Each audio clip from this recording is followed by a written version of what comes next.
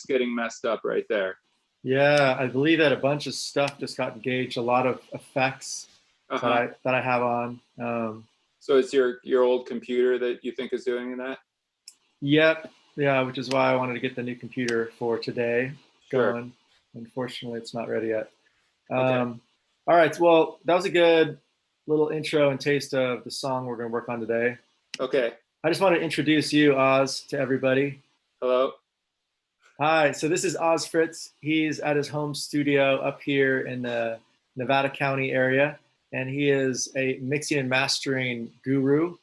Worked with a lot of amazing artists and amazing albums over the years.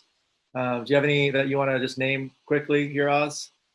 Well, Tom Waits' Mule of Variations was a classic. I did a number with Bill Laswell out of New York, Master Musicians of Jujuka, and a number for his label. Primus, Antipop I worked on. I engineered that. Oysterhead. Uh, Ginger awesome. Baker is one of my favorites.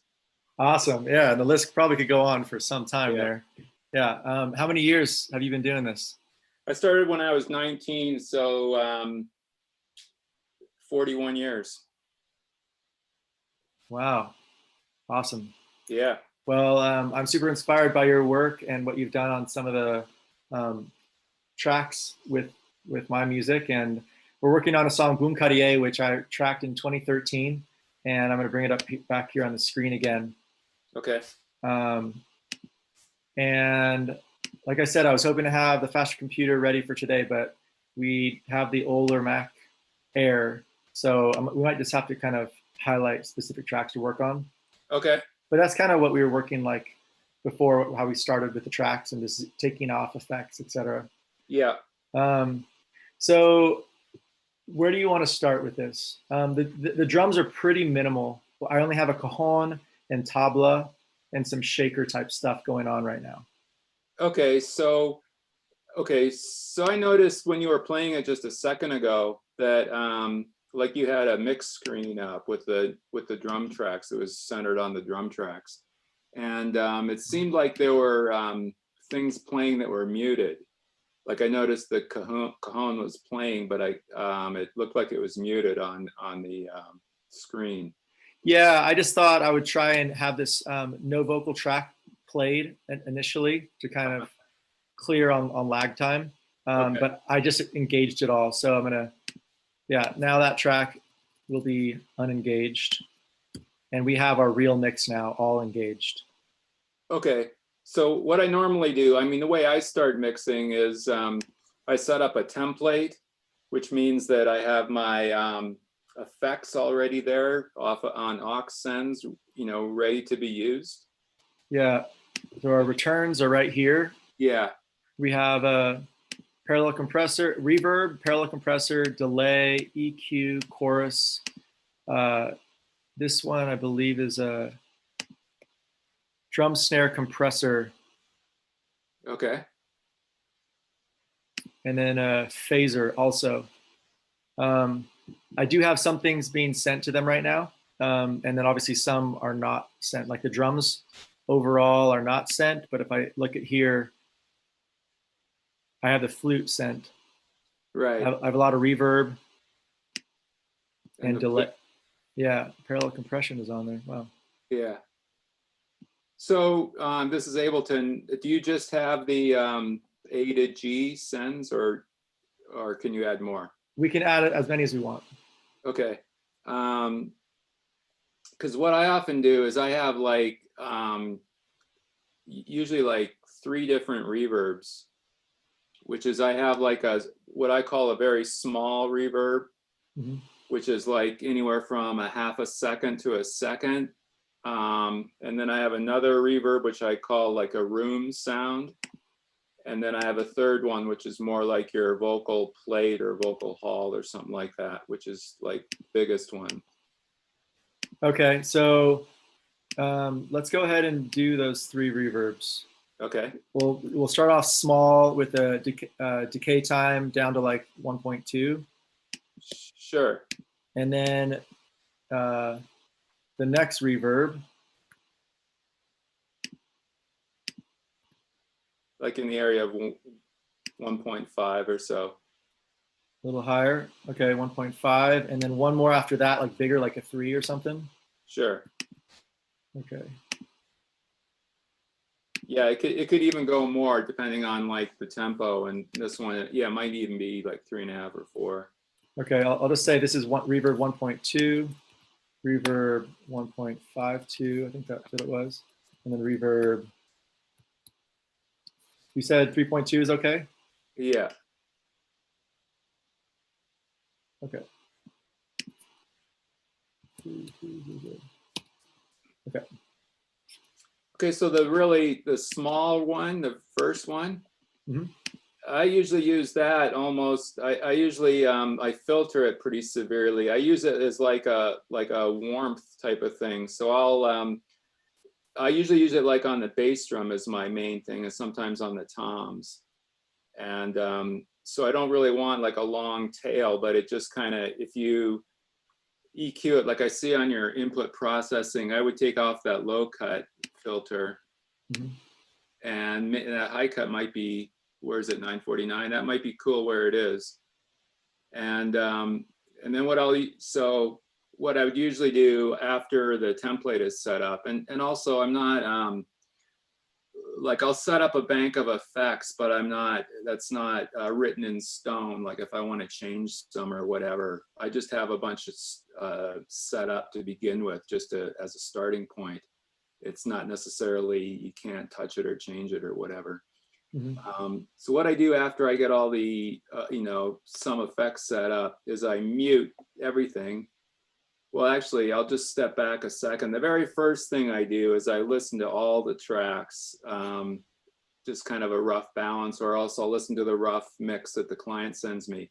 We kind of already went through that like last week, so, but I just wanted to say that's how I start.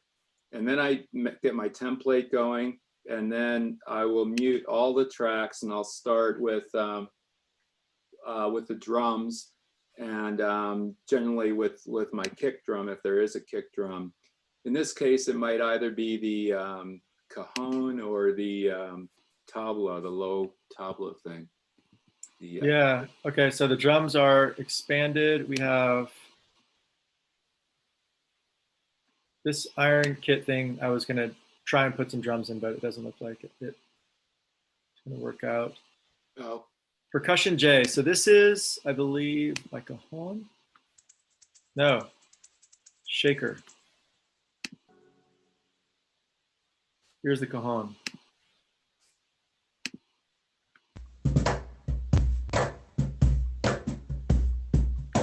So we have an EQ on it, and we have a compressor on it. I'm gonna take that off. Just clean it up. Okay. This is just clean. There's a lot of room sound on it. Yeah. So you just have the one channel, right? You just had like one mic on it, not a... Yep. Okay. Yeah, actually the drumming miking system with this was done not that good. Right. It was a long time ago. That's The tabla was just one overhead kind of in the center. So unfortunately, like your high and low of your 1 and 2 tabla, it's just all together. So that's... I see. Okay. That's all right. I'm gonna take that off too, so it's cleaned up. So maybe, do you want to hear the cajon and tabla together? Well, let's just start on the cajon and get a sound on that. Okay.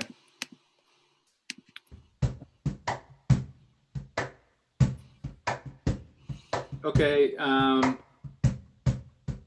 So I do things a little bit maybe differently than a lot of people, which is that I usually have the compressor first in the chain. Great. And again, nothing is written in stone, and like, can be done the other way too. So is the compressor engaged? No, I'll engage that. I'm just gonna loop this section right here so we can just keep hearing it.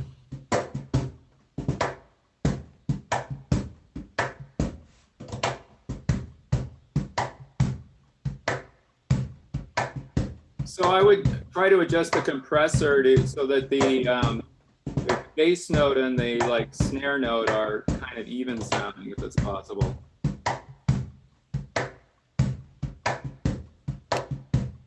Bringing the threshold up or down? Yeah, and maybe giving it like a faster attack.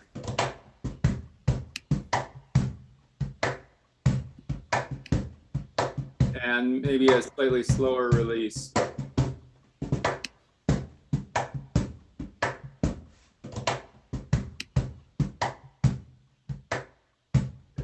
getting a little bit better, yeah.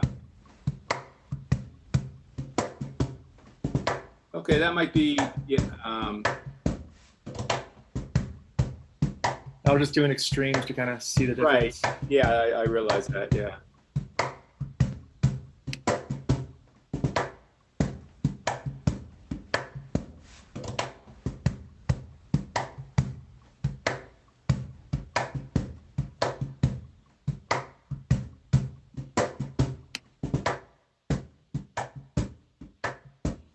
That's not touched.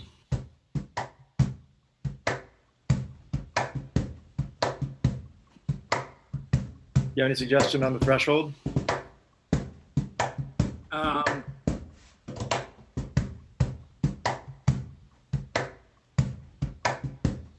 Like, yeah, I think there's a delay in what you're doing and what I'm seeing, but I don't see the threshold moving. You got it set at minus 26.3. I would like raise it a little bit so it's not as low. Okay. Yeah. Okay, now just A/B it like by bypassing it and putting it in just to see if it's improving or not.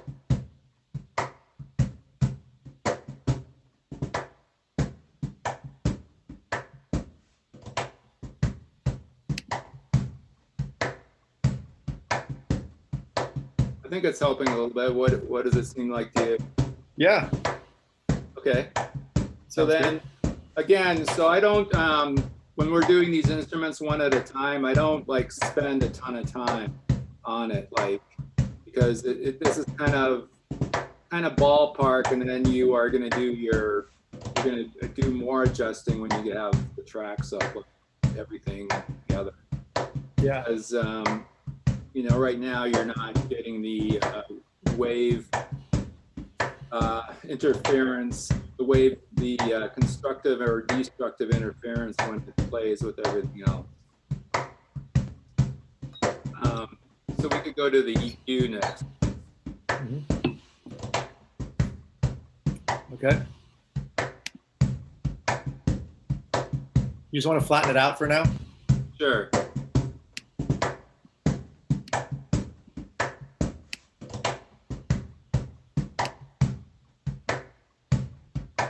My first tendency now that it's flat would be to that where your number one position is, like around 60 hertz, to give it, you know, 3 or 4 dB, like a healthy boost to get that bass drum sounding like the bass drum.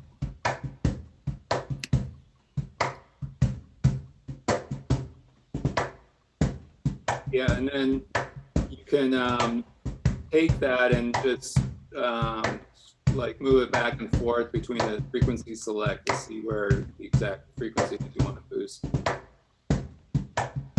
Right.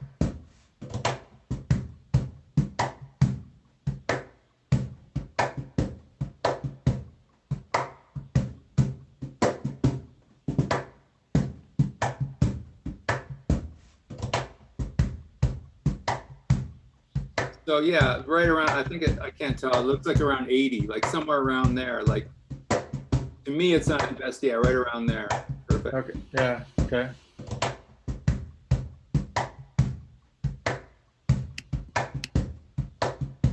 Okay, then maybe try scooping out some of the lower mid-range, like not a lot, but yeah.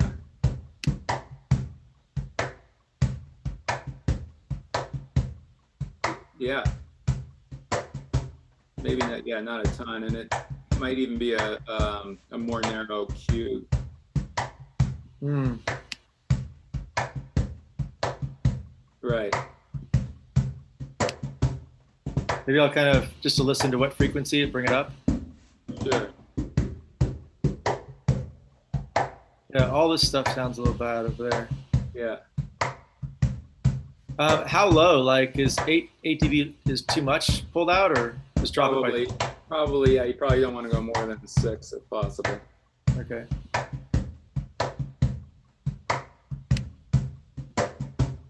So, yeah, for that number 2 one, I would, yeah, to me it sounded slightly better just to the left, to like word. This one right here, yeah. Yeah. Yeah, right around there. Okay. Yeah, and then the number, oh yeah, that's number 3. Okay, that's okay. That's no problem. That one that you have the mouse on now, yeah, try like a boost up somewhere like 2 to 4K. Yeah, even higher though. Getting the like more of a snap on there.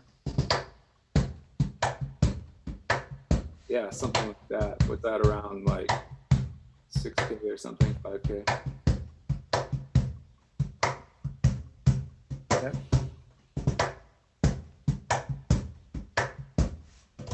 Okay.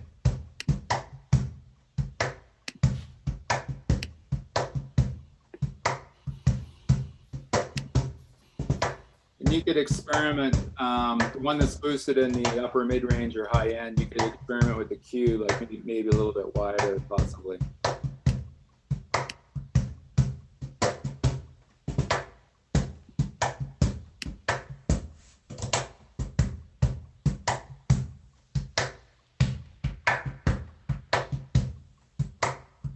Yeah, I kind of like that Q width. Maybe, yeah. Is that too high, you think? Just a little bit. Where you had it before was pretty good, like around 6 or 7K. Okay. Yeah. Okay. So now that we have like kind of the basic sound of the track, then I would try to experiment with a little reverb. So this is where I would try that really small one to see what it does to the low end. Okay. Oh, looks like actually that was engaged a little bit. Okay. Sorry. Good So enough. that's completely dry. Sorry about that. Okay, pulling that all the way up.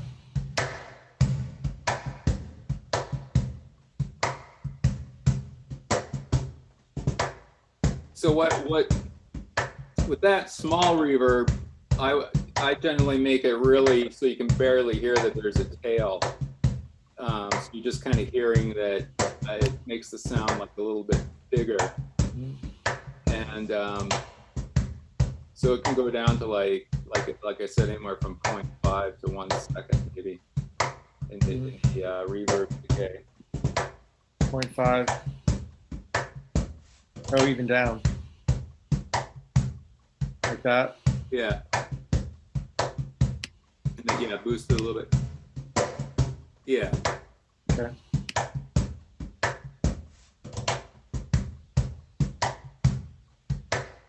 And then I would take off all the pre-delay.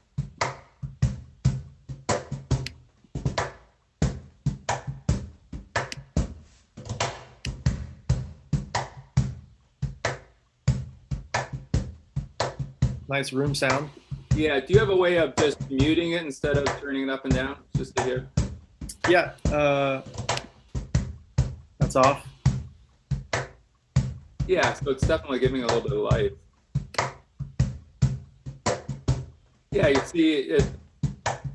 You can hear that it's doing something, but it's not like kind of taking over where you go, oh, that's got an effect on it. Yeah, yeah. So this kind of reverb is what I usually use on like for a low end stuff. And right now we have the cajon, which we don't have an option of because it's kind of got the kick and snare in one track. Mm-hmm. So then I would try just to see if what the next reverb up sounds like, the V reverb. And that's, you're going to listen to that more along the lines of what the snare hit is doing to it.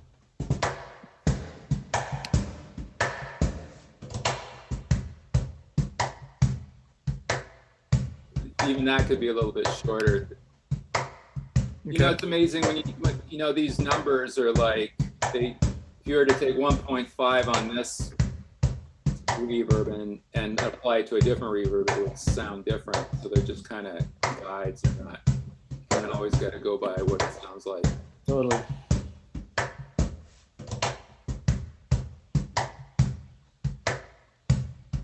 That sounds pretty cool. Okay. And you still want pre-delay on that? Yeah, a little pre-delay is okay on that medium reverb. Okay. It can be even more. You got it at 2.5. It could be like up around 8 or 12. All that, like the more pre-delay is going to be the bigger the room sound you have. So I don't know. I kind of like that. And again, we're all just getting a start. It's going to maybe be modified when we hear everything.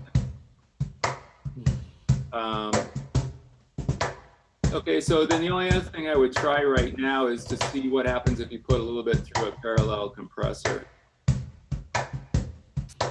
All right. You want your reverb to go through it, or the track? Just the track. Okay. So this is the parallel. It's called Oz Full Parallel. Okay. I like the name for some reason.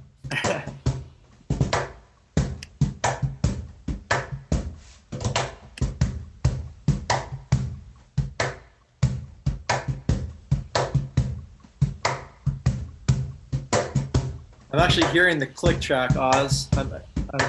I'm noticing that there was bleed. Okay. Unfortunate. Hey, you're not going to have all that parallel compression on over there.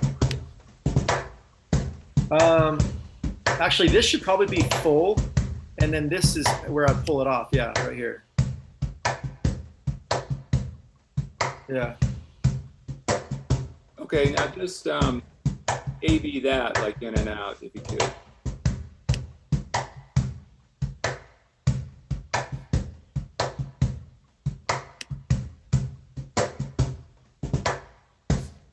So yeah, I mean, it's definitely pulling it forward.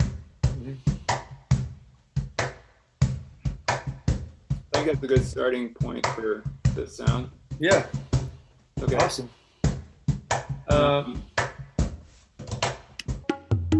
Right. So even though it's a stereo track, you just have like one mic, right? Correct. Yeah.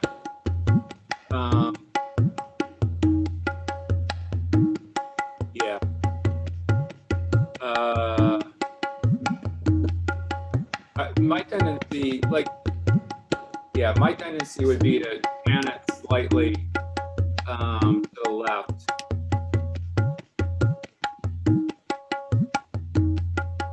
Okay, and so let's try to see what some compression it does. It sounds pretty even without compression right now. I don't know if it needs compression. Okay. Oh yeah, but that is helping a little bit. There's a lot of like cluttery sounds that kind of came out when I put the compressor on. I'm hearing. Oh yeah? Maybe it's just because it's a hotter signal. I don't know. It sounds pretty clean here. I'm not sure why. What I hear is that when he does those little da-da-da-dots, those triplet things or whatever, it's a little bit more forward. Okay.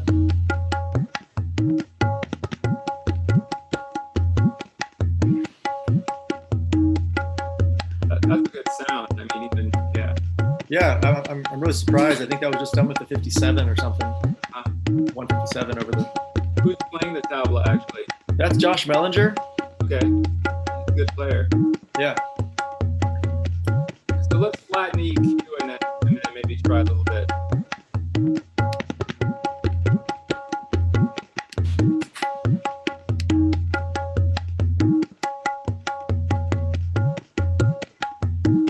Okay, and then I think it's the number 2 button. That's like around 800. That's usually a good frequency for boosting on tabla, like a couple of dBs, not a lot. Just to get the hits out a little bit, yeah. Yeah.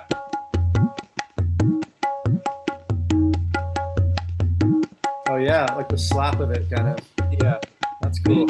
You can see if, in the low end, see if a high pass filter is barely on, which helps tighten it or it makes it. See if the high pass filter's on. Yeah, just try a high pass filter on it, but at a very low frequency, like 40 hertz or something.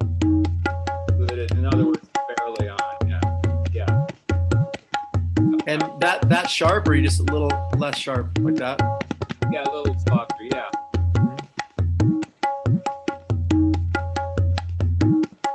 That cleaned it up.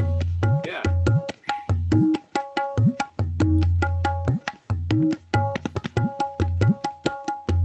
Okay. It might help to carve out a little bit somewhere in between 100 and 1K, like maybe around 400 or something, 600. It might not need it though.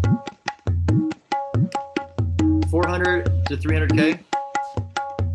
3 or 400. No, just 3 or 400 hertz. Okay, and curve it out like. Yeah, a kind of a narrow one. Yeah.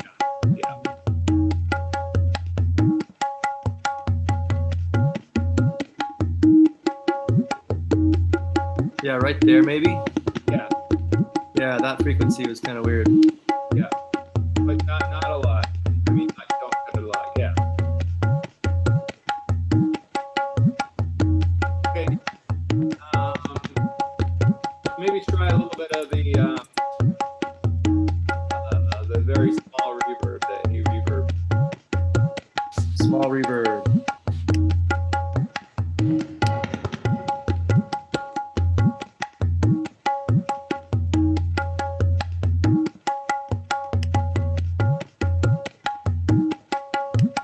Sounds good. Yeah, I like that. So again, I don't know if it needs more reverb. It might be something like sometimes something sounds great in a track, but then when you have everything together, you use a different view of it. I would tend to go with it. Maybe just try turning on the cajon and see how the two blend.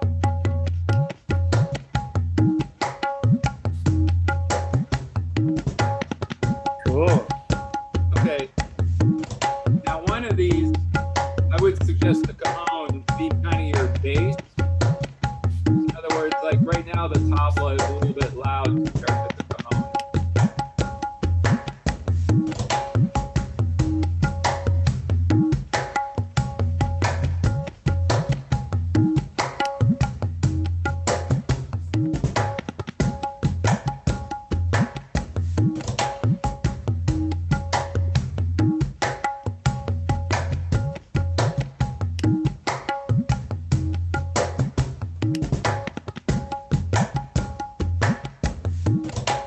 So what I would do is pull the tablets down a little bit compared to the cajon.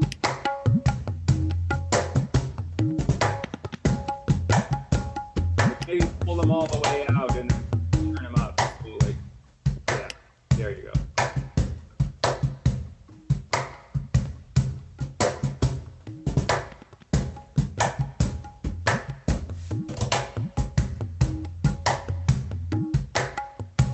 So right around there, it seems pretty good, right? Yeah. Of course, I'm not hearing it. I'm not hearing the piano, but, okay. So in regards to panning and all that, it's a little tricky. You kind of want your low end information to be panned mono. I mean, panned in the center. So because you have a cajon, like I would, keep the kick drum of it in the middle and maybe pan the high part of it. But you don't have the ability to do that. So let's just try keeping it in mono for now. Okay. And then what other percussion do we have? That's kind of it for low drums, right? That's really it. Yeah. The other stuff is just kind of like hi-hat or shaker type stuff. I'm going to even rename this to shaker. So Okay. shaker hi-hat. You want to check those out or? Yeah, sure. It's not even in that location of the song, so maybe we'll go to Okay. a different location that has them playing.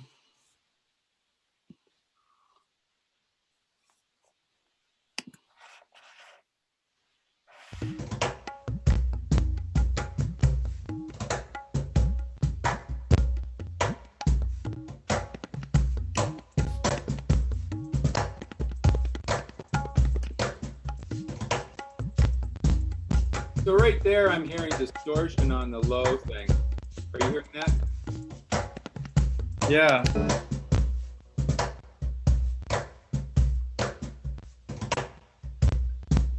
Is that that's the cajon, right? It's a cajon, and it also could be my CPU.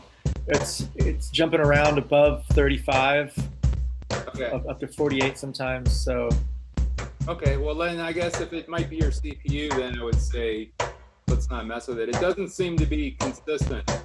yeah, I think it's a CPU for that reason. Okay. So we'll just go with it for now, I guess. Yeah. Okay. So you want to hear the shaker alone, maybe? Sure. Turn that up a little bit so you can hear it. And that's just a mono thing, right? Correct. And is there any other like a hi-hat playing there or anything? Let's see here. Two different shakers. Okay. Oh, and the hi-hat too. Okay. So the reason I was asking is because when you have more than one, that tells you, gives you the options of how to pan them. So Okay. like the one that says shaker JA, you know, like maybe hard left, the one that says hi-hat hard right. Yeah, looks like there's some bogus automation going on here. Hard left, okay. Yeah. And then the hi-hat sound hard right. Yeah. Okay, I'm hearing that panning on my side. Okay, good. Yeah.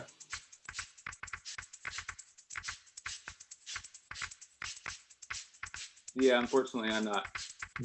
But anyway, so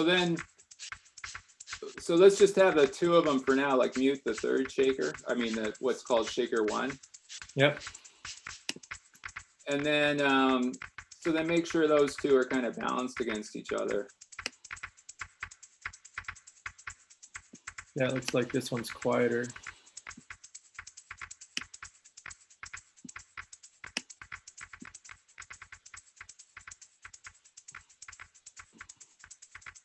And these kind of instruments don't need a lot of EQ. I mean, sometimes you can give a little boost in the upper mid-range or high end if you want it to spark a little bit. Okay. But they don't need a lot of EQ. And then you can also, if you're hearing anything you want to clean up in the low end, you can put a high pass filter on it. But they don't really need to be compressed, I don't think. Okay. I'm just going to put in an EQ on both of them. And just to kind of clean them up, you said a high pass filter, probably sharp one? Or Yeah. really focusing on this. Okay.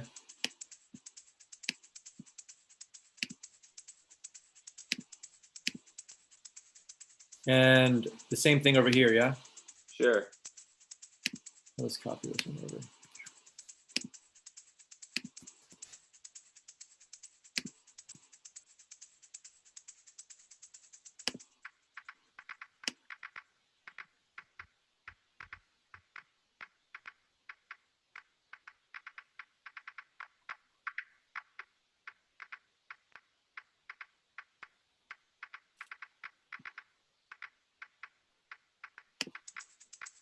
Okay. Okay. Let's see what that third one is doing now. I mean, the one called Shaker 1. Shaker 1.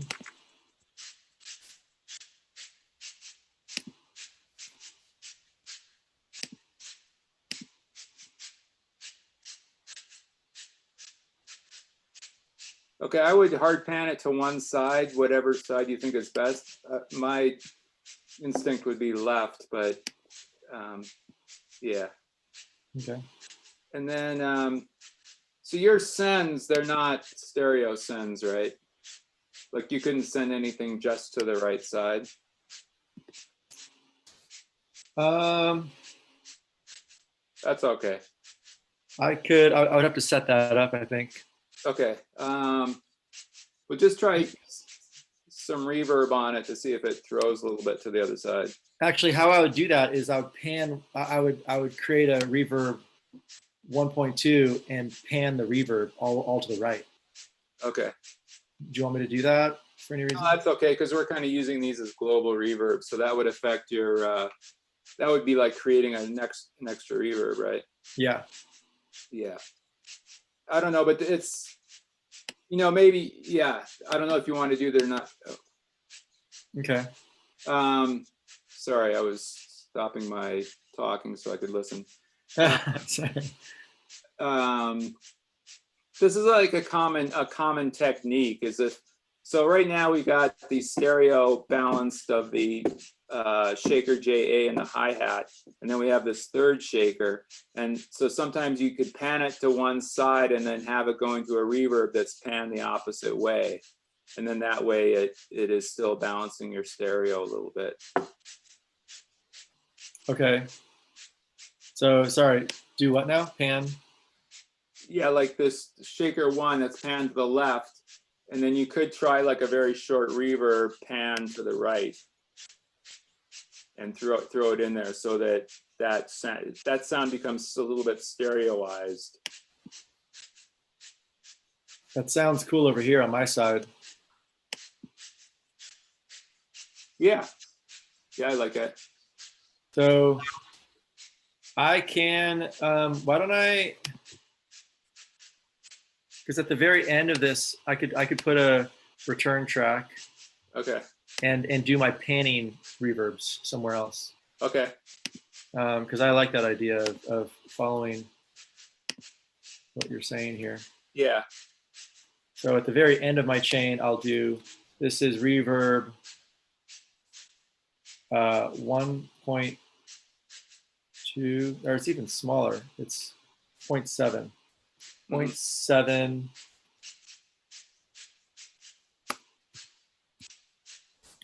0.7 right. Okay. And that way we know. Yeah. What is that? And this one will just stay centered. Yeah, you might even on that. So what you did is you copied the 1.2 reverb and made a new one with that same reverb, right? Yeah, correct. Because I remember in that reverb, that's the one we set up as our kind of our bass reverb. And so you might, on the new one, the one you copied, you might want to change the filtering we have on that reverb. So it's not just strictly bass, because, we're using it for a shaker now. Okay, so like maybe do the high cut off? Yeah, something like that, yeah. There you go, and then you hear more of the shaker in it. Wow, very cool effect, man. Okay. So once you have all three shakers kind of balanced amongst each other, so yeah, turn on the other two, hi-hat and shaker, and then, make sure that they're all,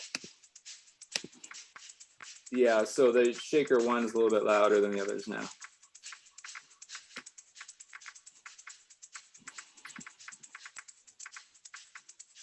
Yeah, something like that. I don't know what, it's to taste. Okay, now are you able to set up a group so that you can move all three of those faders at one time? Yes. So you want these on a subgroup, because I have a drums all group, but let's a subgroup, right? Well, it just makes it convenient. Yeah, it could be like a subgroup. Yeah. Okay. Just so that, because you're gonna, the next thing is to balance these shakers against the cajon and tabla. And you can kind of see how we're building this from the ground up. Great. Okay, so that is engaged. Now that's all soloed now. Okay. And then you're gonna want to turn on the cajon and tabla and then get a balance of all this.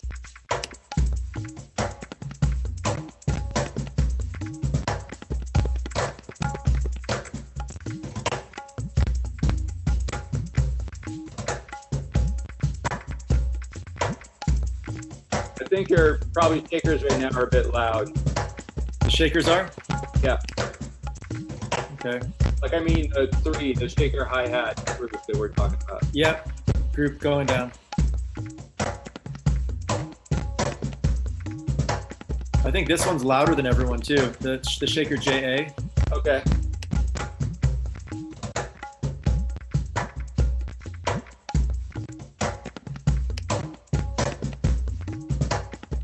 Next time we do this, Oz, I will have a faster computer. Okay.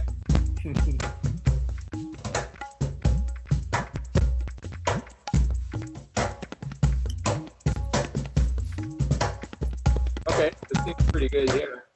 Okay. Even though it sounds much better to you probably because you're hearing the stereo. Yeah, it's very cool. I like that panning reverb effect that we did. Okay. So then is there any more drums or percussion? Any cymbal hits or anything like that?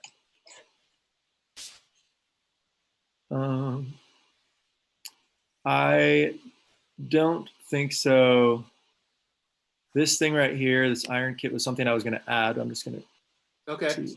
Drum break. There's a couple like little backward sounds on the drum break. Okay. That I do.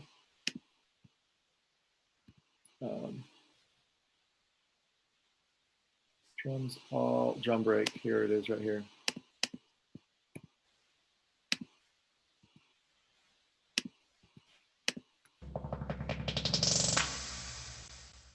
Cool. Is that stereo or? That is a. It was recorded stereo, but it was nothing was panned. But I did show. This is the panning that I did. Oh, okay. So you did some panning. That's cool. Yeah, later on, it's some pretty cool, intricate panning. Okay, I would keep it then for sure. Okay. I mean, I can't hear it, but yeah, I was going to suggest something like that because those kinds of sound effects things can move across. Yeah, totally. I'll send you a link to this track once we're done. A little thing you can listen to. Yeah. Okay. Okay, and so then are we done sort of with the drums for now, or? Yeah, I think so. Okay. So then after the drums, the next thing I do is the bass. Yeah, we got Jared May on bass over here. This guy came over to my casa in Oakland back in the day. And he has a part, it's interesting, he has 3 bass lines all here lined up. Okay.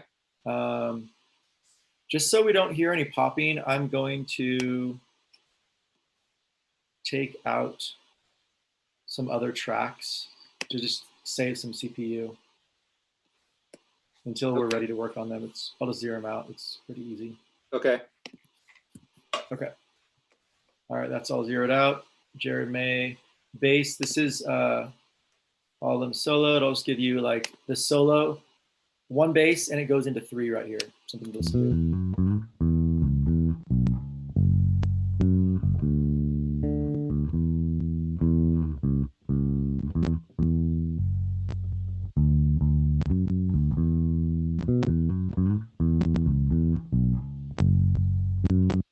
That cracking, are you hearing that cracking on your end too? Yes. Okay. That's my CPU. Yeah, that's why it's computer zone. I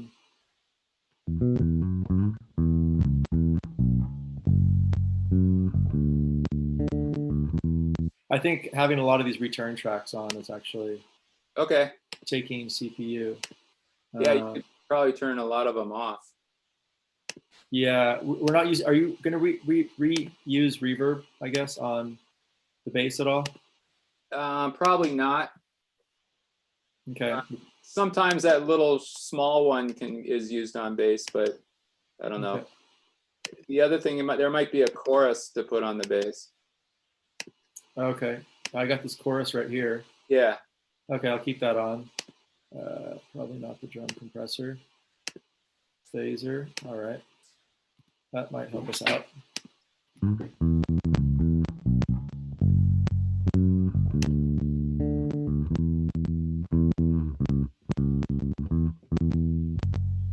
It's actually panning at the very end because it goes into this other part right here. Okay. You can kind of see how I do a sharp pan of bass. Right. Because it goes into the 3 parts. Yeah. Yeah.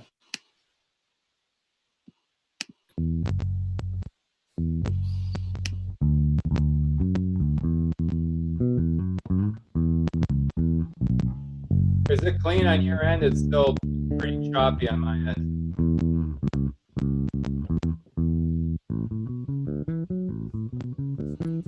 It is choppy over here too. Okay. We'll ignore that.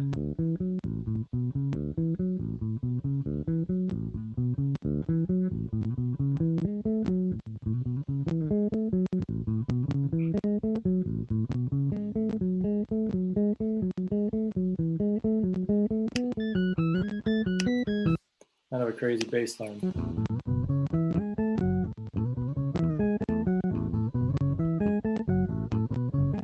That's what Jared did? Yeah.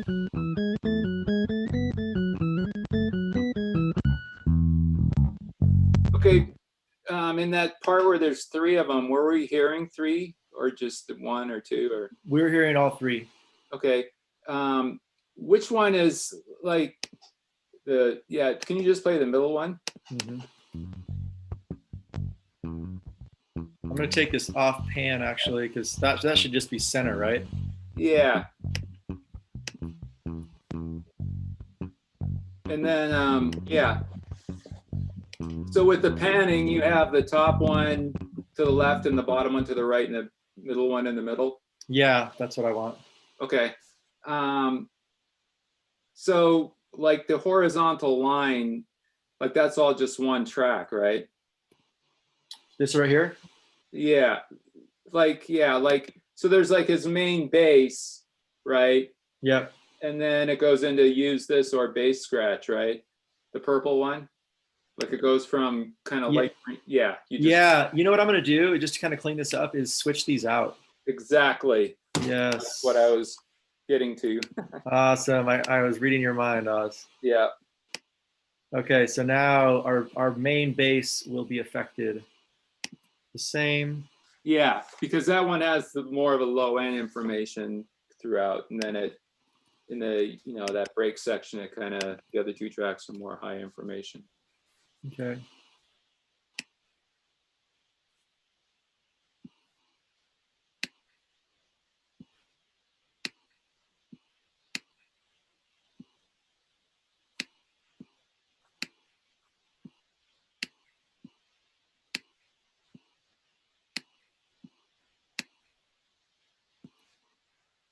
I think that should do it. All right, so our main bass line is this one. And then this can now not have any automation. Yeah. Going to delete automation, it's be center. And this one can pan the opposite. Oh, left. That will pan left, other one's pan to right. Cool. All together.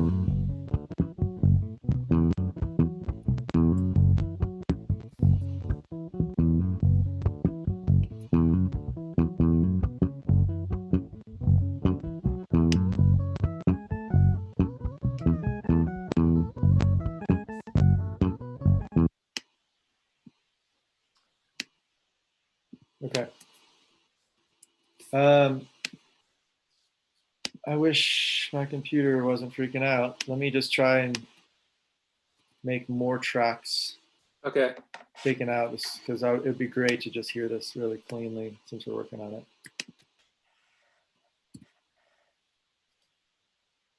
All right, so the drums are zeroed out and the flute. Now we just have the one track on. Okay.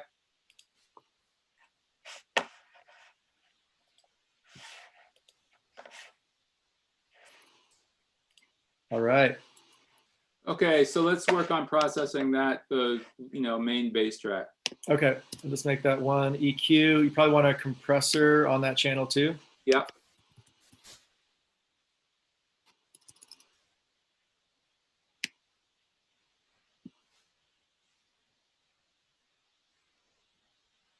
Awesome.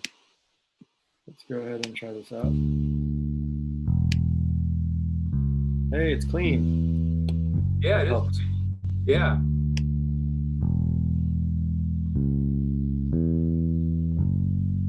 So that's a compressor, not a limiter, right? That's compressor. Okay. You want a limiter on there too? No. I was just, it looks exactly like a limiter. Like if you look at the Waves limiter, that's how exactly what it looks like. Oh, interesting. Yeah. You know what? Like, do you have your Waves installed? Your gold package, your gold bundle installed? Yes, I do. I did prep it on multiple computers here. Let's go to Okay. plugins, Waves. Yeah, let's replace that compressor with the CLA 1176 I told you that you got. Okay.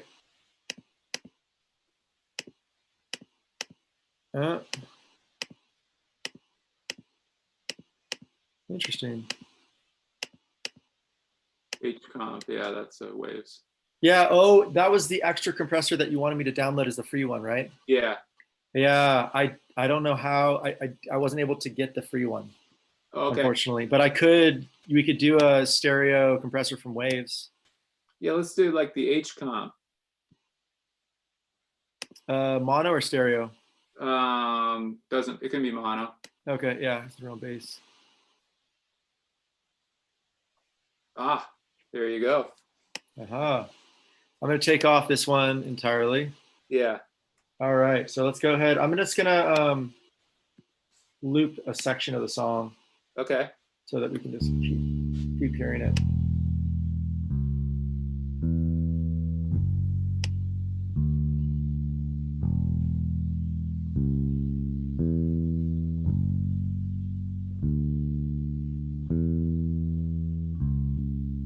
The goal of the compression is just to get it as even as possible. I would, basses are something that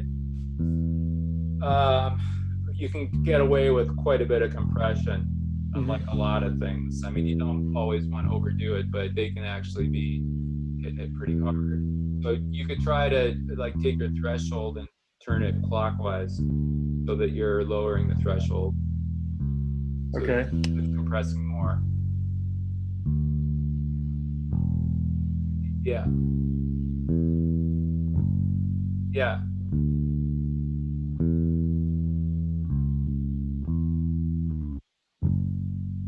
I want to kind of stay in that red, you think? Or it doesn't matter, it can be more, but to me it sounds a little bit too much now. yeah.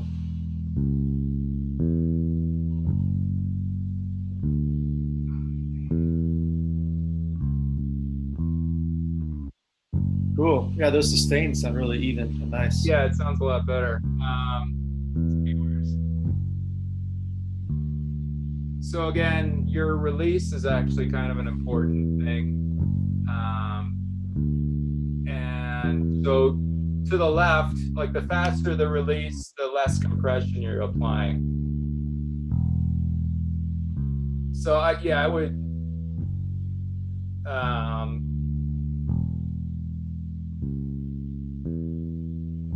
I would guess somewhere like around like 10 o'clock or something like that, somewhere in that area.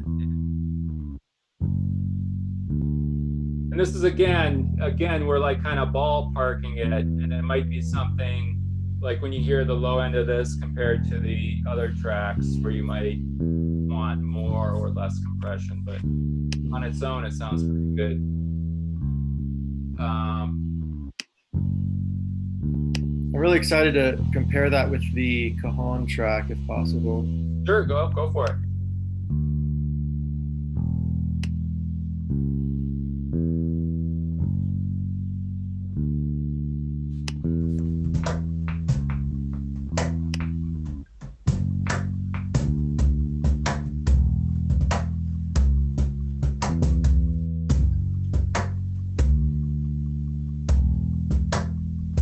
I'm hearing tone on the Cajon. Is that something that we want? Oh my gosh. It's just on the punch-in, which is unfortunate. So do you hear how in the beginning of this Cajon track right here, there's like a low end tone, and then over here it goes away. So I must have punched in and mic'd it differently or something. I heard it change, but I wasn't following the timeline of it. Yeah, here, watch this again. That's the tone.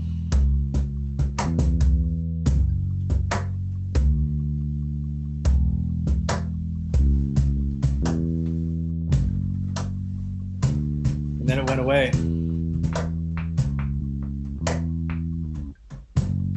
Yeah.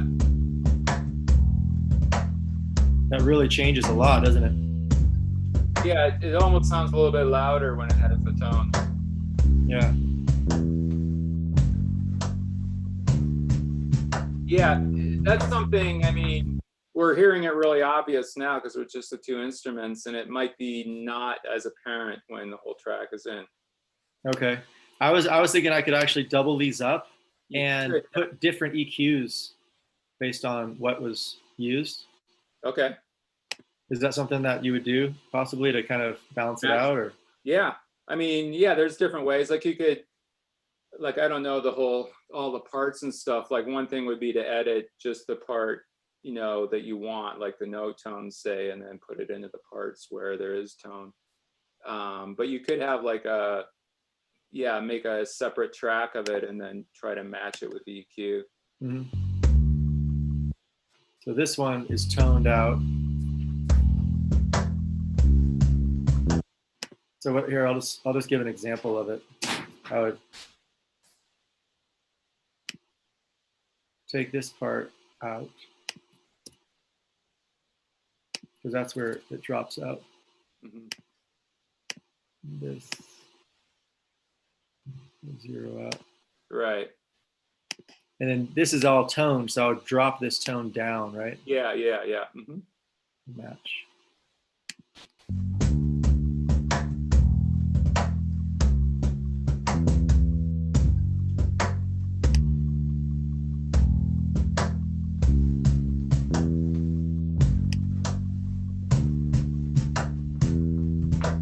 Wow.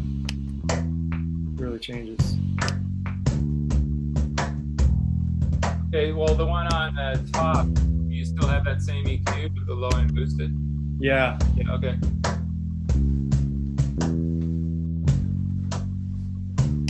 The one thing you could try also is back off on the small reverb on the one that has tone, and then maybe boost a little bit on the one without tone.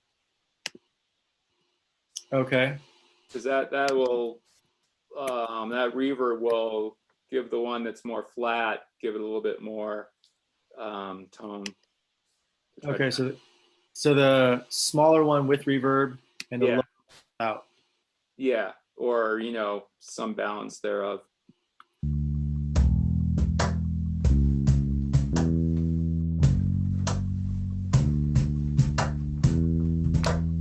You know, it almost sounds like they're pitched slightly different. Yeah.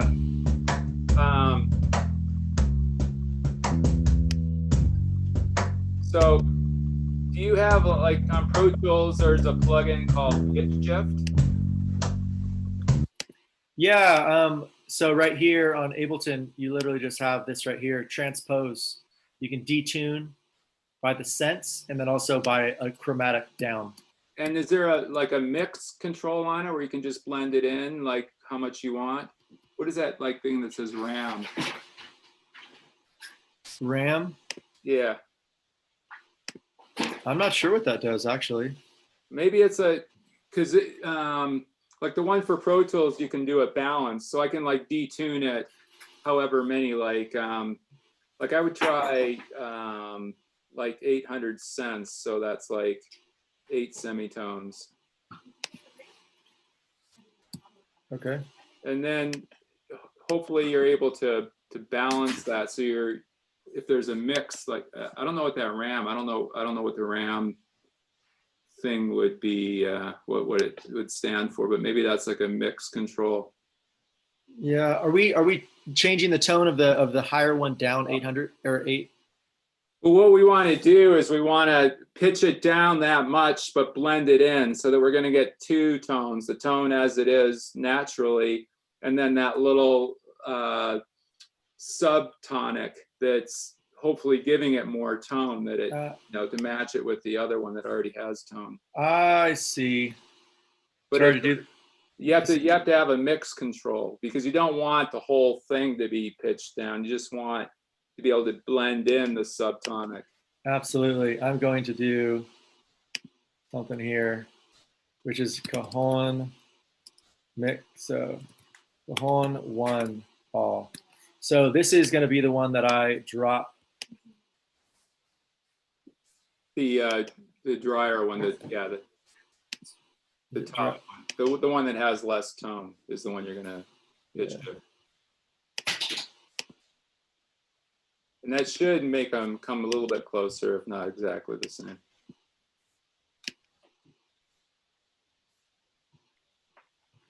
Say how many? Okay, hi Mom. All right, so that one is in.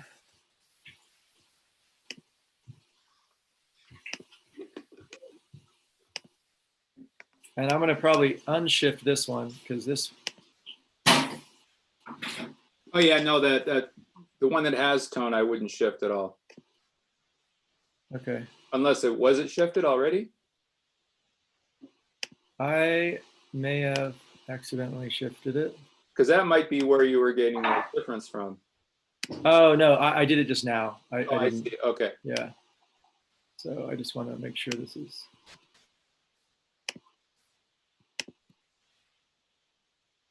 Yeah, this is all zeroed out. This should be -8.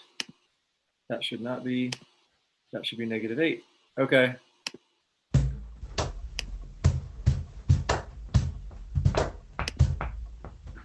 So now we have these two tones, the -8, right? So you can feather that in versus the dry. Got it. Okay. I'll just probably back these both up because now that we're doubling it. Yeah.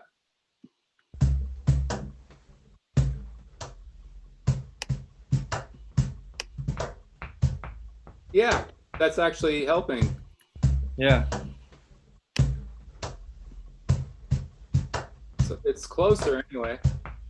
I think the drier one could still even have a little bit more low end, or maybe even the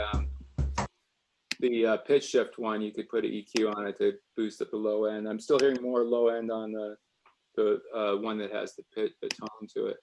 Mm-hmm.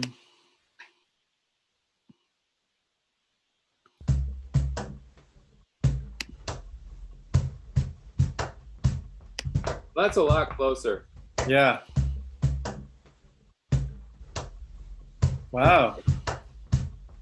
Drops. I'm really glad that we did that -8 just because it has like a lot more low end now. Yeah. That's great. Cool. I'm glad we did that. Yeah. I mean, you can go even if you wanted lower, like about 9 is about the lowest you can go without it sounding like a weird effect. Yeah. Yeah. Awesome. All right. Cool. Let's go back to the bass. Yeah. Jared all bass.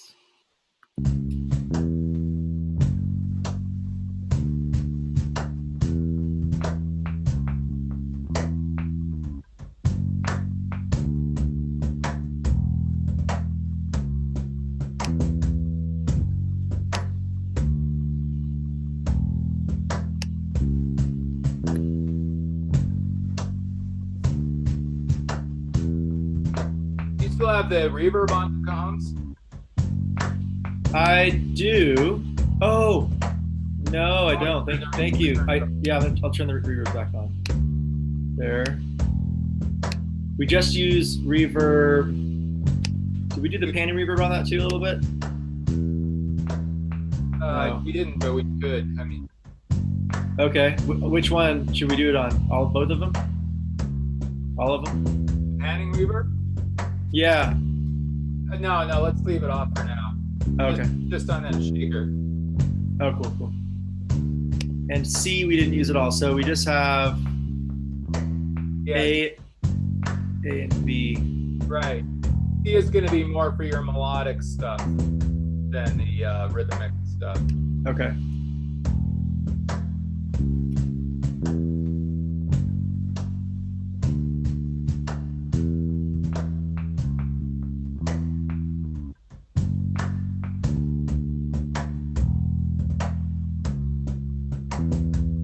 Do you have anything that adds subharmonics? Like, remember what we did? Yeah, you did that before. That was with a pitch shifter doing it an octave below.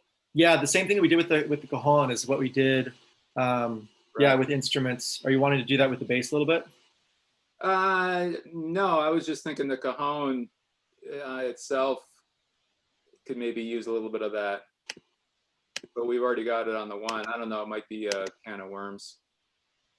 Maybe try putting in the tabla. I forgot we got that low, and I forget the name of the low drum of the tabla. There's a special name for it. Oh, I didn't know. Yeah.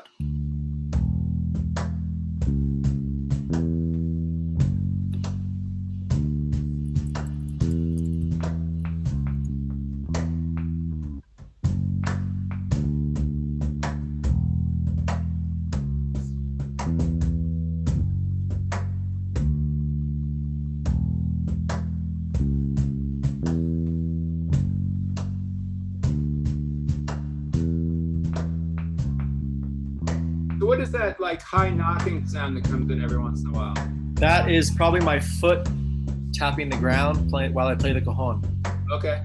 Oh, I see. Oh, so that's it's in the music. It's not your foot right now, right? No, it's in the music. Yeah. Okay. So then kick on the tabla to see how that's. I think those two sound pretty good together. Oh, I'm sorry. The tabla was muted. That's why we're hearing it.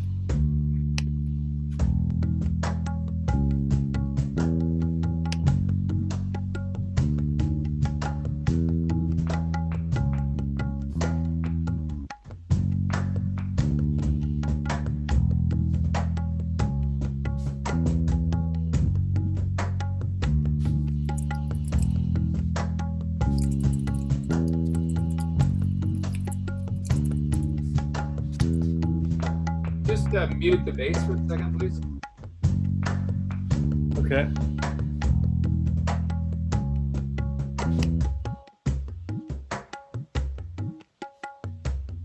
Yeah, it seems like when the bass comes on, you lose that low tabla, or I don't hear it as nowhere near as much.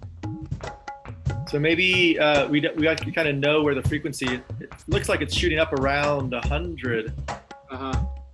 So, but that's kind of a nice sweet spot for bass too. Should we roll some of the bass out there? No,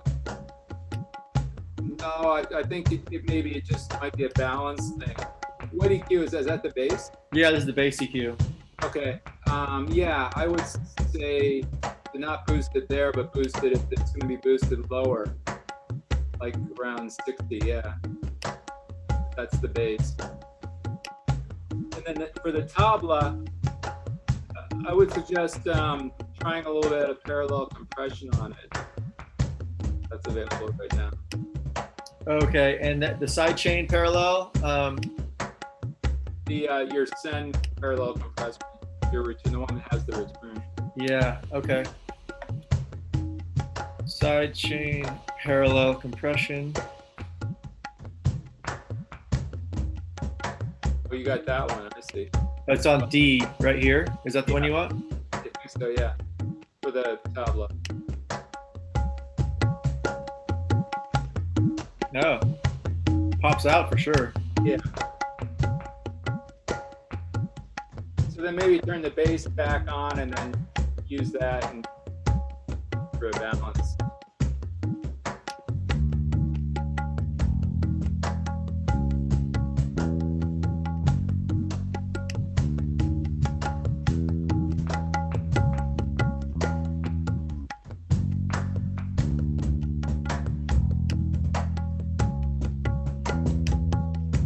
Definitely helping out.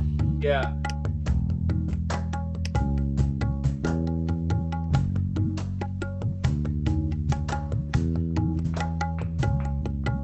So now I think I'm wrong about what I suggested for the bass EQ.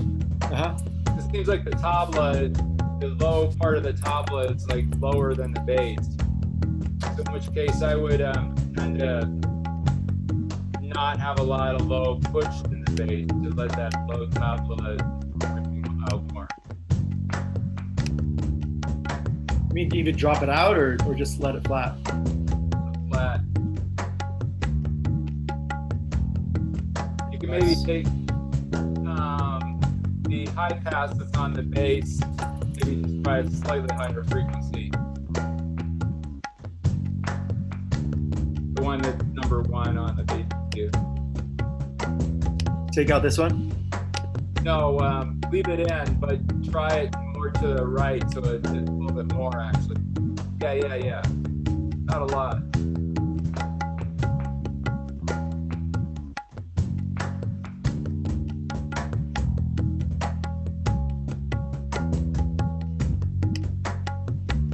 So yeah, I think you're probably hearing it better than me because you're going to hear that slight panning of the tabla. But then on the tabla, maybe boost it down there in that low area. Okay, tabla. Oh, here. Yeah. Take this one off even, or Yeah. or maybe change this to boost, like a.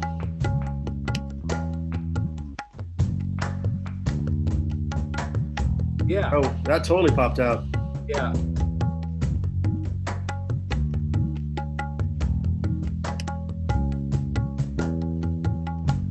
Okay, now you're maybe a little bit gone too far the other way. Like the tabla's a little bit on top. Maybe the tone is great though, I think. And maybe just very slightly take off a hair of that parallel compressor, your send D. Something like that, yeah. Nice. Like your moves. Yeah.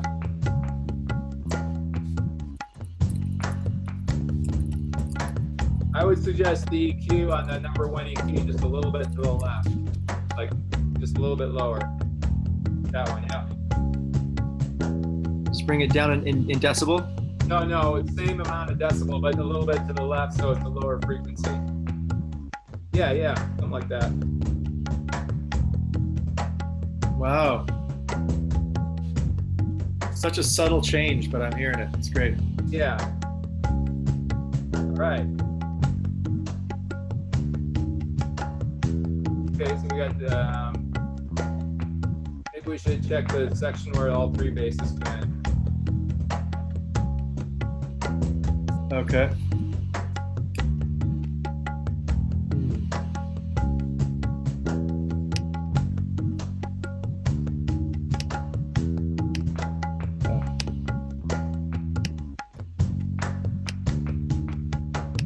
There we go.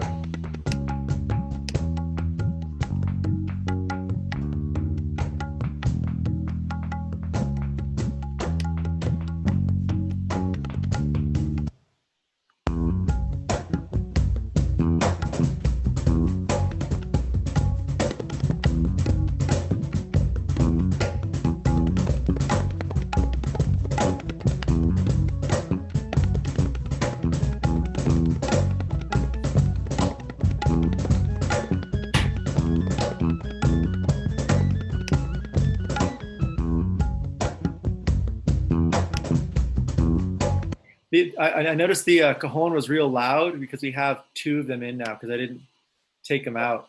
Yeah. But I was liking the dropped cajon better. What do you think? Like that, like the first one where you dropped 8 dB. Yeah. Okay, cool. I'm just going to use that then for this part since Okay. We could always bring in more if we need it. Yep. Um, Yeah, just then the balance was weird, probably because of that extra cajon. yeah, yeah. But it seemed like the two, like his pitched up basses were a little bit low too. Like I could hear the main bass pretty good in that section, but the two higher ones that I suggest you hard pan those left and right. Yeah, those are hard panned, 50 and 50 right left. Okay. And then I have, yeah, 11, -11 and -24 on these. One of the reasons why I went so negative just because it's kind of a weird sound. It's like supposed to be just an effect. Right. But yeah, we could turn those up for listening's sake.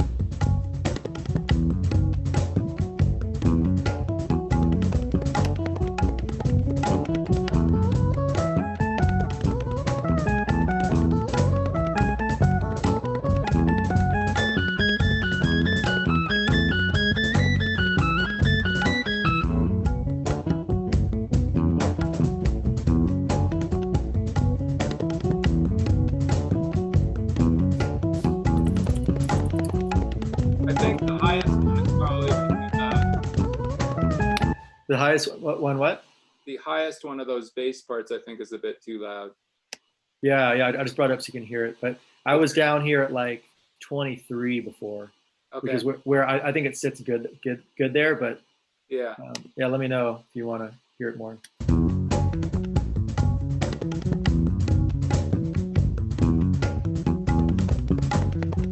Yeah, I'll bring it up a little bit. Yeah. And this one I'll bring down where it was.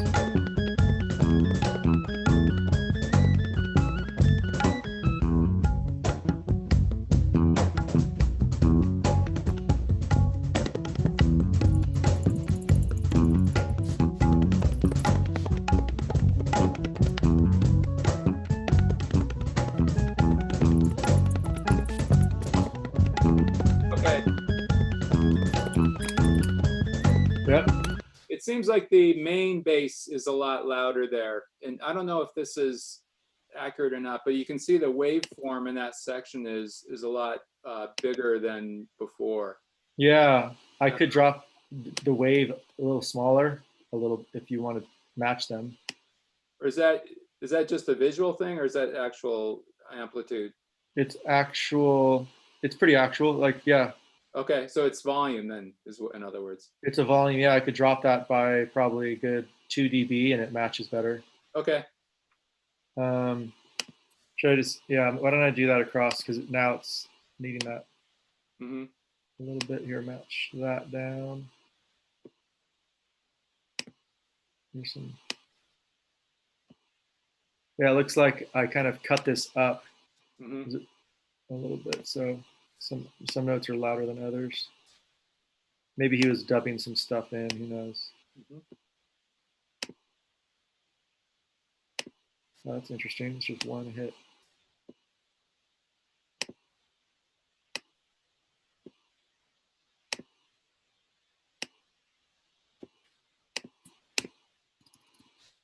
Okay, that is looking a little better. I could bring the overall of these down by a little bit.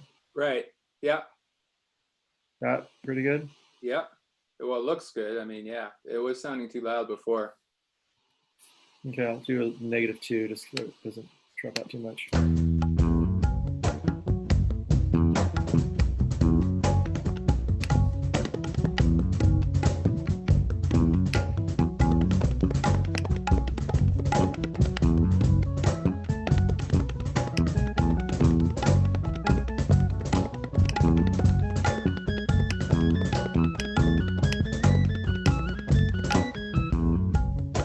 Okay, let's hear it 8 bars before this section and then transition into this section.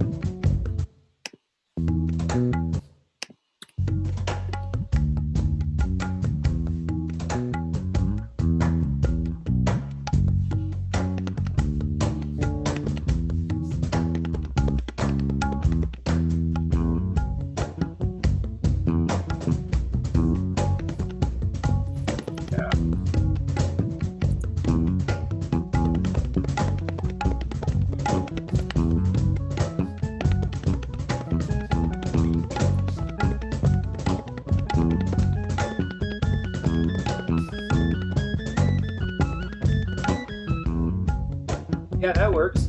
Yeah, that's awesome. Really good ear Yeah, on that. yeah. He's big. Bottom end sounds pretty killer over here. Yeah, yeah, it's really a unique part. We're all playing in 31 timing. 31? So, yeah, 31 over 4. Really? Yeah, 77755. Okay. Yeah, it's kind of crazy. Yeah, I've never heard of that before. I know. I don't. It might be the first song in 31. Who knows? Yeah. All right. So then the next thing would be like your melodic instruments, like I guess starting with like a rhythm guitar, if you have something like that. Yeah, we can go on our guitars right now. Okay. Unless I'm missing something in the rhythm section, I don't know. Okay. Let's see here. I'm gonna get into guitars and zero them out. We'll see how much my CPU likes this or not. Okay. But so far, it really helped out to zero stuff out. Yeah. Made it workable. So these are just guitars. It's quite a bit going on.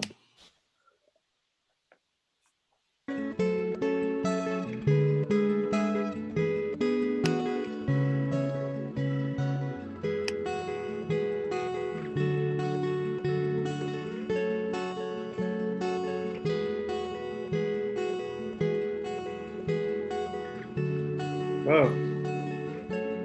I'm hearing some interesting sounds.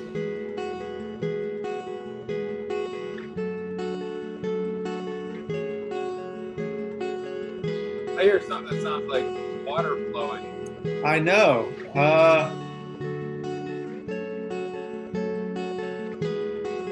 Like you're recording by a river. I know. It's really weird. Not that.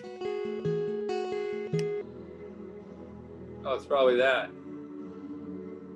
It's like a keyboard, right?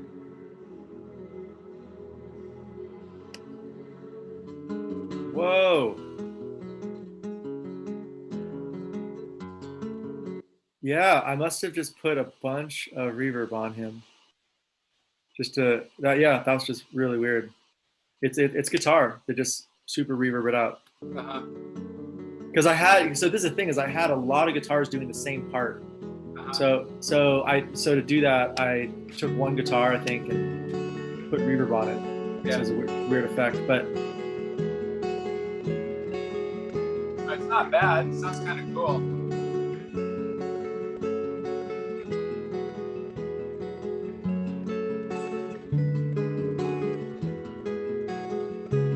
Do you have 3 guitar parts? Three of these like arpeggio guitars? yeah, it looks like they're all doing something a little bit different. Yeah. And right now we're just hearing the one that's guitar adjacent. No, we're hearing all 3 of them. Oh, okay. Yeah, so all 3 of these are soloed. Okay, and then how do you have the panning on guitar 2 and guitar 1? Looks like guitar. I'll just call this guitar 2 because that. Oh, it is guitar 1. Okay, guitar 1 is 23 left. Mm-hmm. Right here is center, and Jason is also center. Okay.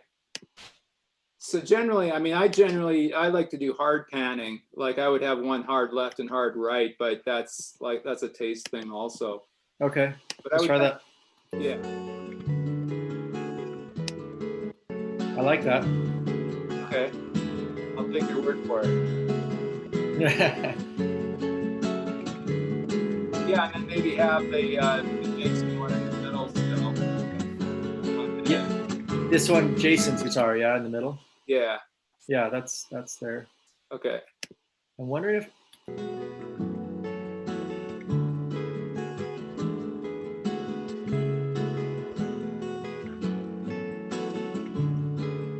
Are you using any chorus on any of these? No. Sorry. So I do have. Whoops. Let's go to guitar here. Guitars. So these are I do have a little F on it, which is an EQ8. I'm just going to take that off for now. G, yes, I do have chorus on Jason's guitar. Okay. Just a little bit, but There's a really great chorus effect for acoustic guitars for this kind of thing, which is a very subtle thing. It's like uh, a pitch. It's like a slight pitch shift, slightly low on the left side and slightly high on the right side. I don't know what. Do you have like a pitch shifter where you could, like a stereo pitch shifter where you could detune it on the left side, like -6 and then +6 on the right side, and you know, some delay, and that's just, it's a very subtle chorus. It's almost like you don't even know it's there, but it awesome. Yeah, it looks like we have this like doubler, stereo doubler. Is that a wave? That's a waves thing, right? It's a waves thing, yeah. Yeah, that's right. That does that. The double two, I would try. Doubler 2. Yeah. Okay, and you want that on Jason's guitar? Well, it's something you need to. There might be a mix button on it, but like, are you using that EQ8 return, or can you make a new return, or does it? The EQ8 is on the return, and I'm not really using it. So right here, EQ8. Yeah. So could you put the doubler there and then inside this channel? Yeah. Totally. Let me just zero this out. Okay. Start from scratch. All right. So, and then the doubler, you want it before or after? After what? The EQ? Yeah. Oh, before. Before. Okay. Okay. And So, you want to send which channels? well, we might even, oh yeah, because they don't have stereo, right? Like, try the one on the left. Oh, it's got the detune, exactly what I said. Delay. Yeah. So on that, go back to that and have it be hard panned. Okay. I just lost it. Where'd it go? EQ8, it was on. EQ8. There. Oh, it's called doubler now. You call it doubler, yeah. So where it says pan, maybe have that -50 and or -100 and +100, like down one below the two voices. Yeah. Okay. So one's all the way to the left, or is it all the way? No.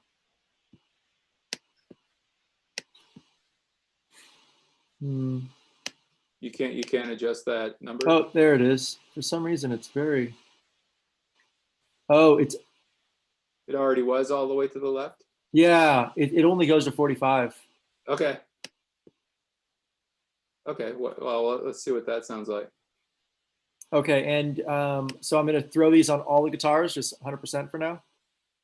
Well, you just try one of them. Like, try your one that's panned to the left, and Okay. it's going to be something you're not going to end up having it be 100%. But Okay. Oh wow. it has that shimmery effect. Yeah. So then you're going to want to back it off so it's not like obviously chorus.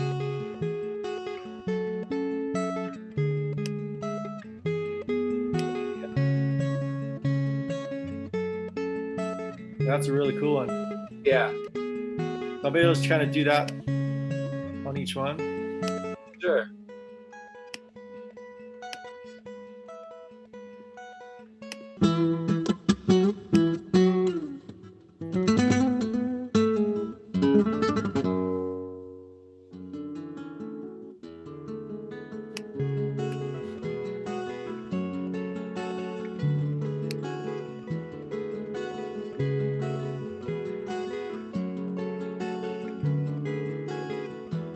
I think on the one that's on the left, it might be too heavy. But I might be getting the, sounds a little bit fuzzy, but that might be the CPU thing. That's better, yeah.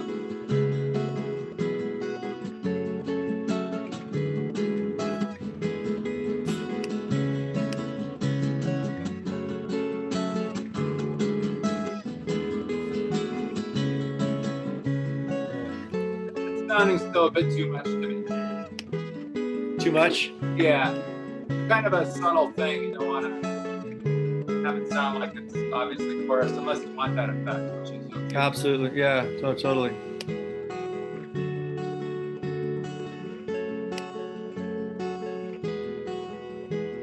Sounds better. What happens if you take it off completely just to hear? Off completely. You just get the whole doubler.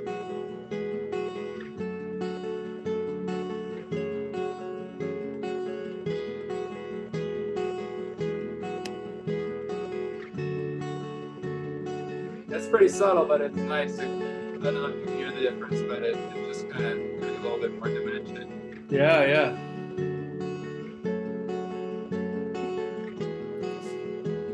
And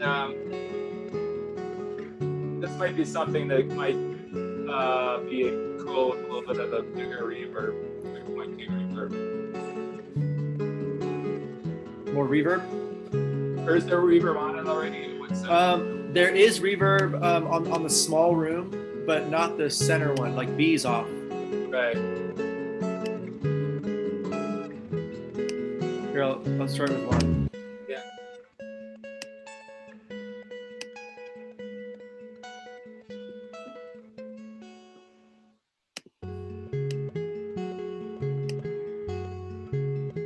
What happens if you put C on there?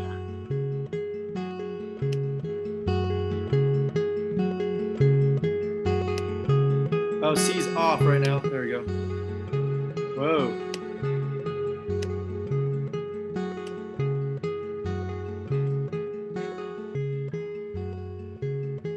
Yeah, something like that, a little slower, yeah. That's kind of cool.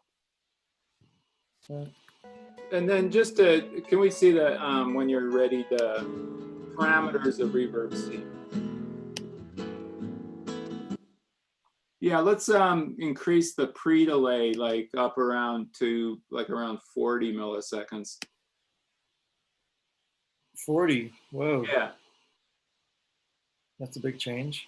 Yeah. Okay.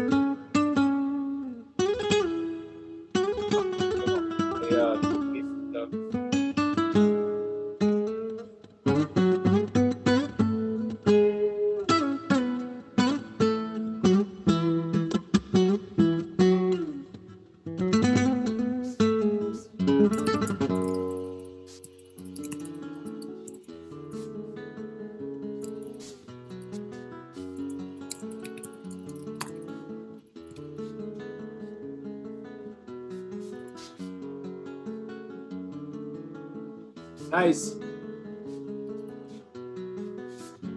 Yeah. I really like all of that. That's really awesome stuff. Okay. I'm so grateful that we're finally getting to this, Oz. I've been wanting you to work on this track with me for years. Oh, really? Yeah. So it's good that we're finally getting to it. Yeah.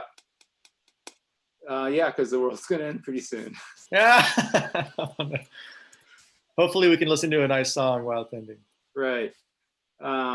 When we're on the spaceship looking for new worlds. So the next thing to do would be to have it to be able to control all the guitars. Like you got a guitar blend amongst them, and then you're going to want to balance those guitars against your rhythm section. Okay. So putting all the guitars in with the rhythm section of the bass and the Drums.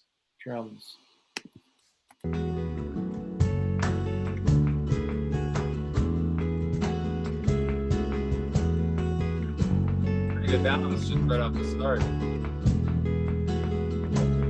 Yeah, a lot of this. I mean, I did do some work on the mix of this. There's some automation right here. You hear. Yeah. Yeah. So the guitar comes up for the lead. Are you compressing the guitar? No, no compression. Should we do that? No, not if it's sounding fine like it is. Like it sounds pretty even to me. It would only be like if, you know, if some notes are extremely loud or others are too quiet or whatever, but it sounds pretty even for me where I'm hearing it right now. Mm-hmm. So yeah, no need to do something if it's already good the way it is. Great.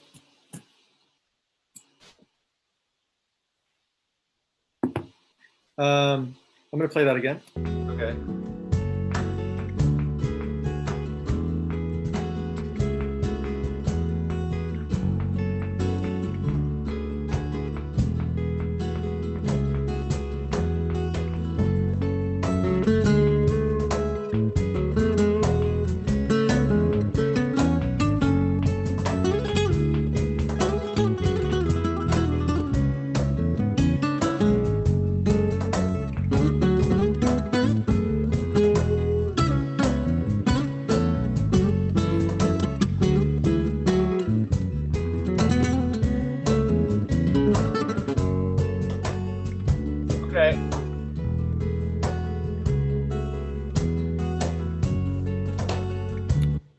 So what I'm hearing is that the high part of the cajon, like the snare part or whatever, is poking out a little bit too much.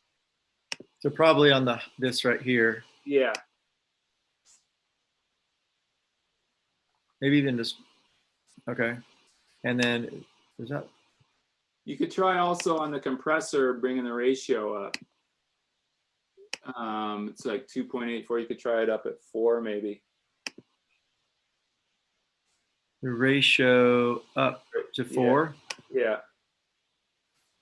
And I have 3 different cajons here. You want this on the high and the low, or just the higher sounding? I was just thinking just the higher. So okay. You have different cajon tracks. No, this is what we duplicated. Yeah, so we have that octave. Right. Yeah, it actually might be a way to where our octave one, we could even like take the highs out completely, right? And use that as our kick more. Exactly. And then have our cajon, this one, be more of as our high or something. Mm-hmm.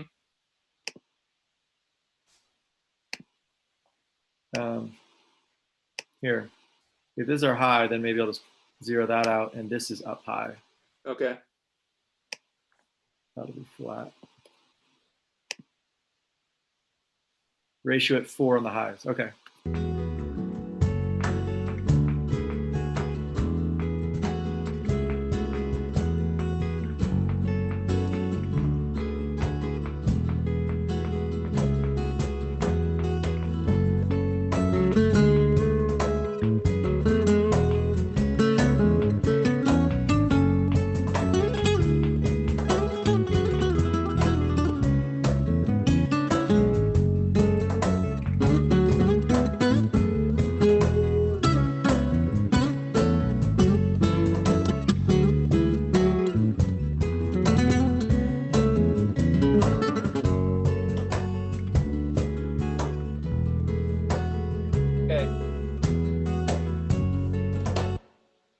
So I think tonally it's all good. It's just I noticed right at the beginning of where he starts the soloing, the cajon player also gets a little more excited and it comes out a little bit.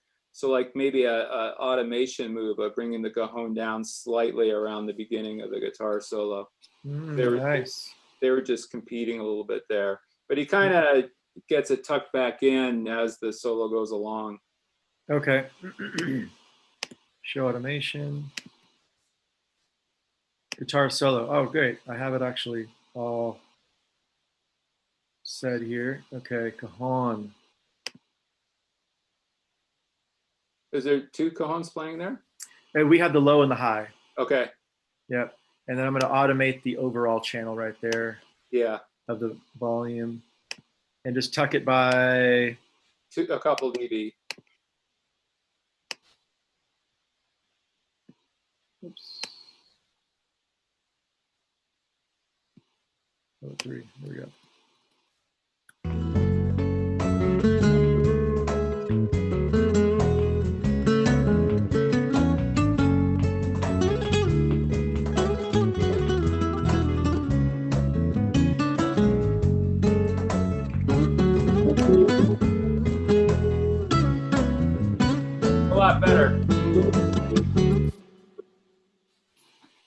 that's a lot better, I thought.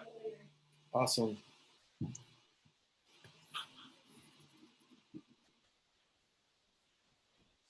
Very cool. Yeah. Yeah, I'm noticing that the cajon player is playing a little sloppy. Yeah. No, there's a couple of rhythmic collisions right at the beginning of that. Yeah, so I should maybe mark that as kind of maybe it's something to clean up or even just drop out more. Right. Yeah. Awesome. All right. This is great, Oz. Thank you so much for your time, man. I really appreciate it. This is just a long time coming with this song specifically. You're And yeah, I would love to continue with these sessions with you if you're open. Yeah, for sure. As much as we can. Is this distance Zoom thing working for you? Yeah. Cool. And in your speaker quality, other than that little CPU issue, is working okay? Yeah, totally smooth. I mean, I'm going to try to research to figure out how we can get it be stereo, because I think that it must be a way to do it. There is a way. I'm hearing it on my side, Yeah. and it is coming. So you can't see. Here, let me just actually show you really quick as our last little bit here today. When I go to desktop share, okay, so you're seeing my screen, right? Yeah, I see Ableton and also you. And the preferences that I just popped up? Yeah. Okay. So this is the sample rate that I was just changing back and forth. That was sometimes helping. It was really weird. I would change the buffer size higher and lower, and it kind of like cleared it out sometimes. Yeah. And then the other thing I want to share with you is in Zoom.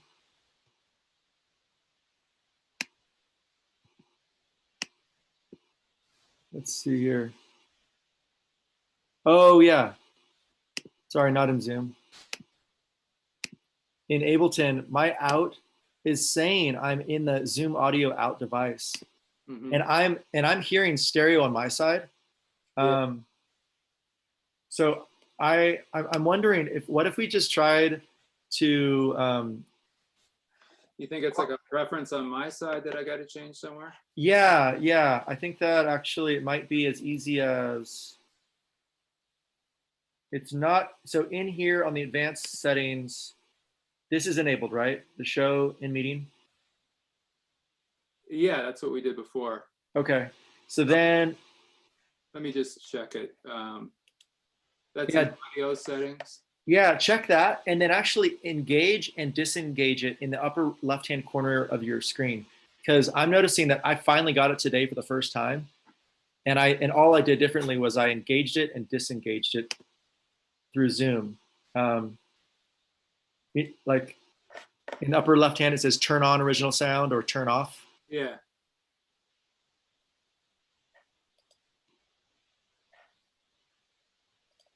Interesting. So I selected my Thunderbolt thing, use stream on custom live streaming device. You're on preferences right now? No, I was in the top left corner there. Oh, yeah. So right where it says turn on original sound, click on that right there, turn off, like the actual thing itself. Yeah, now it's off. Now it's off? Yeah. Okay.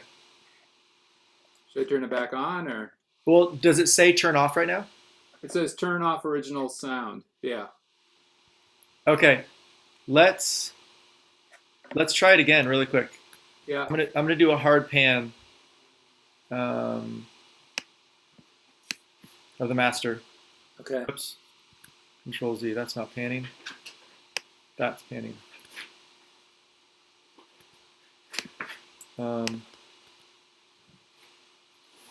Oh, sorry. One more thing I have to do is every time that I share, I have to actually be sharing my screen with you to give the sound. Now, is that on one side for you? No, it's on. Okay, go ahead and press the same button again and say turn off. Yeah, I changed it. There's no difference. No difference. Okay. I thought that would be it, but yeah. Huh. I'm not sure where to go from there. So anyway, I am getting stereo on my side, which is a good news. Yeah. But obviously, it'd be great to get it on both sides. Right. Awesome, man. Well, I'm gonna close the live stream here since we're at that point right now. Yeah. Um,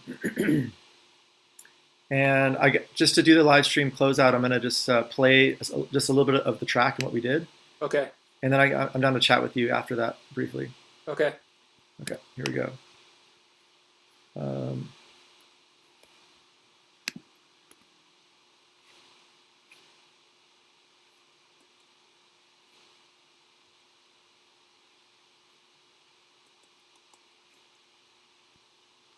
Oh, I did it again. I have to share my screen. Sorry. That's all right.